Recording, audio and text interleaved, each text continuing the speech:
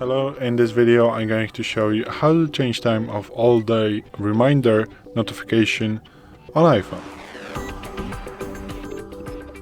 So today in front of me is the iPhone 12 with the iOS 17.5.1, but it really doesn't matter which iPhone you have or which version of the iOS you have, it is all going to work the same on every iPhone. So what you want to do is to open settings, then you want to swipe down and tap on the reminder. So this icon right here, just tap on it, and then what you want to do is to turn on the today notification, and then you can set the time.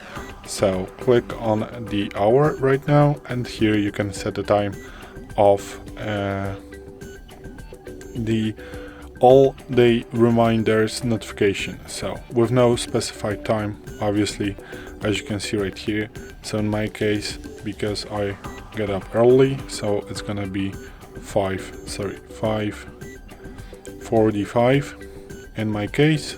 And once you have set it, you can just go back and go again to the reminders to see if it's saved. As you can see, this one has saved right now. So this is it. Thanks for watching. I hope this video helped you. If it did, please leave a like and consider to subscribe to our channel. Bye!